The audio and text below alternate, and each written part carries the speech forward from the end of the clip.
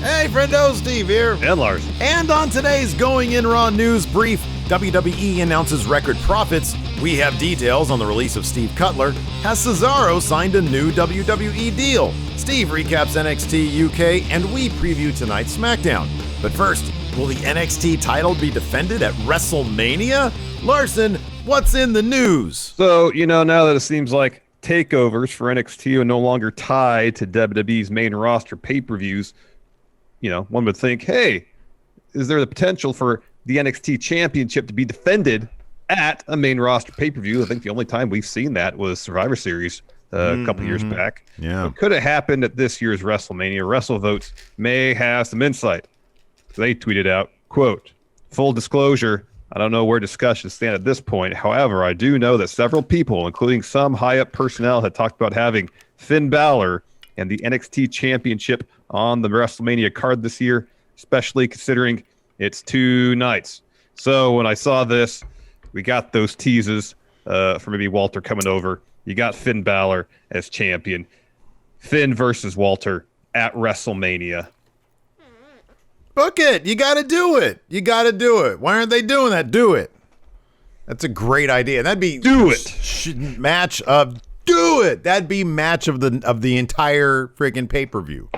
They would kill that. Potential to be. And if you want to have like both belts on the line, you can do a story where Walter is like, hey, I'm so dominant in NXT UK. Yeah. I'm going to come take that title and I'm going to take it back with me. Yeah. Maybe he wants to try to get it off me. Come on over. Yeah. That could be fun. Killer. I'd love it. I think it'd be great. Book it. Do it. I love it. You know what else I love, Larson? Money. You know what WWE loves more than anything, Larson? Money. That's right. WWE held their quarterly financial call yesterday, and despite quarter 4 revenue declining sharply, down 26%, that's like over a fourth, man, from 2019, the company set new records for yearly revenue with $974.2 million and yearly operating income with $208.6 million, which was up 70 whopping %. Wow, that's a lot. That's so much money. They made almost $1 billion. You know what? Who needs stars when you got money? Apart from the financial numbers, WWE also mentioned that apart from WrestleMania, the company doesn't expect to have any live fans at events until the second half of the year. That makes sense. We'll see if that happens. Also, kind of note, according to Sean Ross, I think, it wasn't Sean Ross but apparently everybody in on the call that was listening in, you can listen to the audio.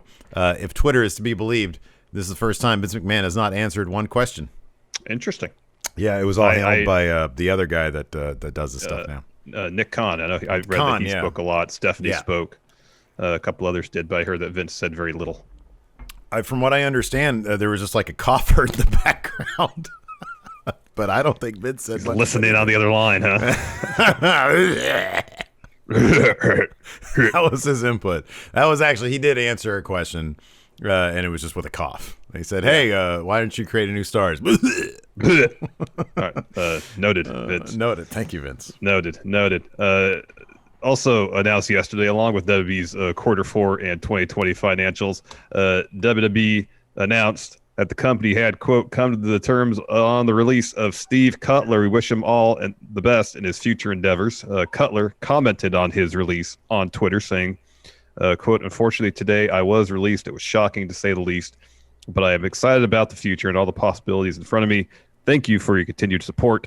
90 days, the countdown begins. Mm-hmm. So Fightful Select shortly thereafter had some details. And by the way, go subscribe to Fightful Select. They have an extensive report on backstage details on Cutler's release, but we'll just get to the most salient point, perhaps.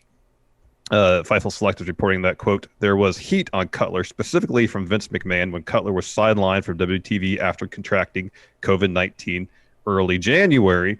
In the newsletter, Wrestling Observer, Dave Meltzer, had some more details. Quote, Cutler, the boyfriend of Deonna Purrazzo of Impact, got sick, and then the whole idea was dropped after he missed a week. That idea being Knights of the Lone Wolf. Mm-hmm, yeah. This was said to be a disciplinary reason that got Vince McMahon livid when he heard about it. The belief is that it had to do with his New Year's Eve party that led to that, and that McMahon had promised a few wrestlers like Reigns a safe environment when he returned, and Cutler was around all the talent. Cutler was training at the Performance Center in the big guys class on the day he got fired. He is believed to be the first pro wrestler fired for getting COVID. Anyways, a decision might have been made here with Cesaro and the WWE. Larson, what's going on with that? So we heard recently that Cesaro's contract was set to expire after WrestleMania. Now, Wrestling Observer himself, Dave Meltzer, might have an update on that in the latest newsletter. And by every indication, at least as mentioned in the newsletter, looks like Cesaro's staying put. This is what Dave had to say. There's been reports going around regarding the status of Cesaro. Either he signed or verbally agreed to a new deal a few weeks back. The gauntlet match that Adam Pearce won on SmackDown, the babyface star, makes the spot of running through the field and getting screwed at the end was an idea of Daniel Bryan, and his pick for the spot was Cesaro. However, since Cesaro hadn't signed yet, it was switched to Nakamura. So Cesaro was going to be the face originally. But even if some thought Nakamura got over in the match, and without live fans, there's really no way to know. Since he was a replacement, the plan wasn't to follow up much, which is why he's basically in the same spot, only on the face side. Well, that's cool. Hopefully now that he's, if it's true, if he's actually signed, or if he does actually sign, maybe, we'll get a bit of a push. I mean, Daniel Bryan obviously likes his guys, and they're the guys that we seem to like as well. Nakamura, Cesaro, Big E. So, maybe we'll see a bit more of those guys. SmackDown's been doing a really good job creatively with some of these guys that hadn't had anything creatively for a long time. So, yeah, I mean, what's going to be really cool is when fans do come back and they're able to respond in the way that I kind of feel like they're going to respond, positively to things like Nakamura going through the gauntlet. They would have reacted really well to Cesaro going through the gauntlet. These are guys that fans, want to get behind. It's just there seems to be too many instances where WWE has these people that, fans would probably get behind if they're creatively handled properly. And maybe at this point, maybe they will be, and it'll show Vince, hey, push these people. Yep. And he'll go, Yep. Anyways, I had the pleasure this morning, Larson, of watching NXT UK. Fill me in, please. This is quickly becoming, number one, it's only an hour, which is awesome. It's quickly become my favorite show to watch on wrestling every single week. So before you get started, one thing popped out on your notes. And questions, it's please. Joe Connor's catchphrase, I am worthy. Yeah, I don't know. Does he just scream that all the time during his matches? No, it was funny though, because so I'll get to that in a second. Yeah. Here, I won't interrupt. Just go ahead and do your thing, and then if I have questions, I'll raise my hand. Please do, yeah. First up, Nina Samuels beat Zaya Brookside so she has her own she has a loaded purse? Is that she what I gather from this? A guy that she has a luggage guy. And he brings her luggage with her because she's like a prima donna type, right? Yeah. She's like a diva type. Yeah. And so he's got all this luggage. I don't know why he carries it out there with her to the ring. Well, I do know why. It's so that she had like a big like rolling suitcase with her that she sort of tried to throw at Zaya Brookside, who ducked it. And then the ref, while he was getting it out, she took another piece of, it was like a hard shell purse, I think. Blasted Zaya upside with it, went in, got the pin on Zaya Brookside. Interesting gimmick. Nia Samuels picks up that win with luggage. Next, Jordan Devlin's backstage yelling at a slimy Sid Scala for not doing his job because he's like, hey, I get here, I don't know who I'm fighting, and you haven't told me, so I need a match. And Sid Scala's like, oh, crap, I need to get a match. So the rest of the episode, Sid Scala's trying to find somebody to get into a match with Jordan Devlin. At one point, he pulls Jack Stars aside. Shockingly, Jack Stars is like, no, I don't want to do that. So after that, we had the Joe Connors match. Now, this is a great dynamic here because Joe Connors is the manager for Ginny. Ginny is the manager for Joe Connors. So whenever one is wrestling, the other comes out with them. It's kind of an interesting dynamic. Yeah. So I noticed that he's got this new catchphrase, I am worthy. It just shows up on his Tron. And I was like, who's this? Joe Connors. Okay, cool. So Joe Connors comes out and he wrestles Josh Morrell. Yes, Larson. Is he going by Joe Connors or Joseph Connors? I don't know. I forget. I just wrote down Joe Connors. Okay, like historically it's been Joseph Connors, so I didn't know if they abbreviated his name. I'm on a nickname basis with him. All right, carry on. Joseph Connors. So at one point, Josh Morrell, this young jobber, is getting the best of Joseph Connors, my friend Joe. Joe rolls out of the ring. Ginny comes around her, and I'm like, oh, they're like, the camera's right up on them. She's basically mic'd, like there's a camera mic. Yeah. I want to hear what she says. You know what she says? You are worthy. This guy is not. That unlocks Joe Connor's inner worthiness. Yeah. He goes on to beat Josh Morrell with a really great-looking neck breaker. Interesting. After that, we get a short Shaw Samuels video where he says, hey, I'm not here trying to be the best at exercising. I'm a fighter. I'm here to fight. Now I'm going to fight. So he's not going to show up at the PC there in NXT UK. He's not looking to get in his cardio, man. He does his cardio in the gym. I mean, in the ring. Yes. After that, we got Xia Brookside looking for Slimy Sid backstage. She finds him. She wants a rematch with Nina Samuels. He's like, I'll see what I can do. She's like, just do it. He keeps on using the excuse that he has to talk to Johnny Saint, but everybody knows that that's just fake. Yeah, right? I know. Like Sid, we all know what the deal is here, man. After that, we had Ilya Dragunov versus Tyson T-Bone. So, of course, Ilya is on his path back to get to Walter, right? Yeah. But he's developed, he's tapped into a trance version of Ilya Dragunov. Now, I've told you about this before. He did on Jack Stars. He felt terrible. Last time he was talking about this in the gym, loudmouth Sam Gradwell was running his mouth. He's got a mohawk. He is every worst person you know. He's the guy who talks a lot, who needles people, but won't get into a confrontation with them. He's that guy. So during the match, pretty early in the match, Gradwell comes down. He just sits at ringside saying, Temper, Ilya. Maintain your composure. Don't do to him like you did to Jack Stars. Your family's watching. You're a grown man. Stay in control of your emotions. Don't look at me. Because like Ilya's like, you're yelling at me. There's literally nobody else around. Nobody. It's me, my opponent in the Rev, and Sam Gradwell, who's just yelling at me about maintaining my composure. So at one point, Gradwell's just going on.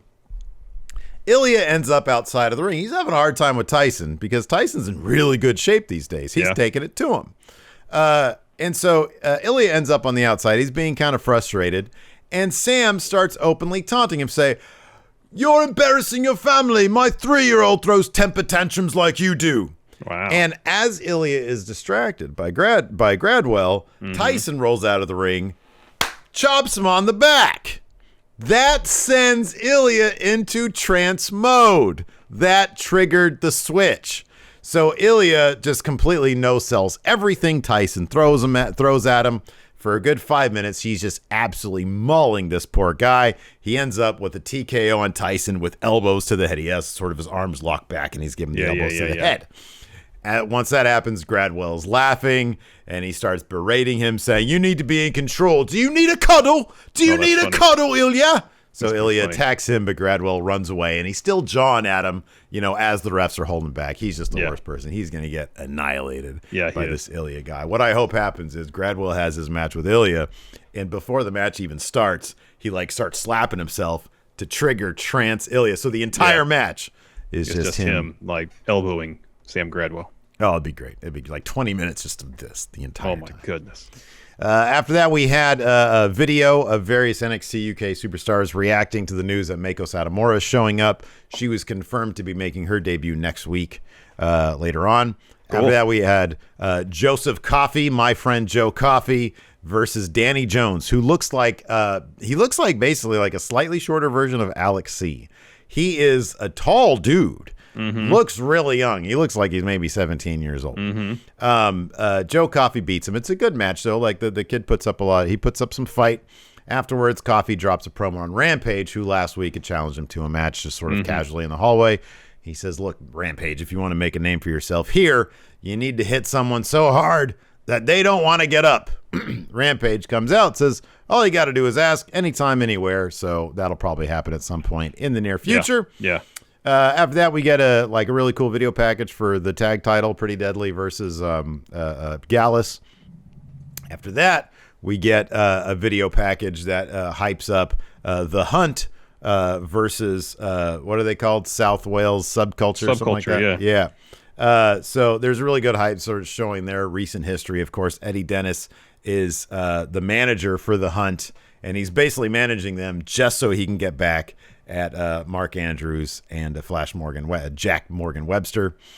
After that, Jordan Devlin, who never got his answer from Slimy Sid about his opponent, he comes out, he offers up an open challenge. He says, anybody under 205, come fight me. Well, somebody did come out to fight him, but he's not quite under 205. It was Bomber Dave Mastiff. Devlin gets on the mic. He's like, what are you doing, man? You couldn't even make 305, let alone 205. And Mastiff says, look, everybody in the back knows you're just keeping that title warm for Trent Seven. The only thing I'm here for is to kick your head in. Wow. And so they go at it. A freaking awesome match. Just a real Jordan Devlin really can do a world of hurt. Just amazing matches with these big dudes. They did this bit sort of towards the finish where Mastiff and Devlin go to the outside. Mastiff had him beat him up pretty bad. Mastiff breaks the 10 count. Like he barely makes it back in at like 8, and the ref says, don't do it. Do not go back outside that ring. Mastiff just sort of smiles at Jordan Devlin, comes back out, breaks the count, then goes running at Jordan Devlin, who's against the barricade. Yeah. Devlin moves. Mastiff goes through the barricade, and you think, okay, Jordan Devlin's just going to get back in, and that's going to be the 10 count. No, at like 5, Devlin's getting up. He's about to get back in the ring, and Mastiff comes up from behind the barricade. They get back in. Devlin gets a couple more shots in, then he goes up, wins with a 450. But just a really spectacular match. I would highly recommend it to anybody who might be interested. It's really good stuff. Cool. So yeah, I mean, Devlin, I don't know where their thoughts on him in terms of, possible opponents down the line for Walter. I know he already fought Walter. I don't know if they want to recreate that moment in WXW when that happened, or if they're going to go towards Ilya. It does seem like Ilya is probably on a more obvious path than Jordan. Yeah, it seems like it. Before we get to our SmackDown preview, some sad news. Butch Reed is announced on his Instagram that he passed away, age of 66 from heart complications. Of course, he was in WCW, WWF, one half of the great tag team Doom with Ron Simmons.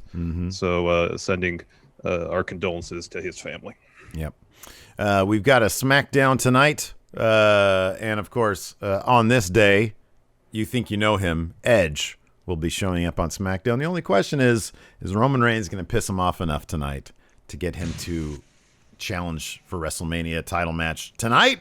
Or are they going to draw it out a little bit longer? I'm telling you, man, they're drawing it out. They're going to draw this out. Why not? It could lead to some solid ratings or not. So, but I'd be surprised if they didn't test the waters a little bit to see if you have Edge on each show, which show gets the best bounce, and he challenges that champion. Probably a smart move to do that.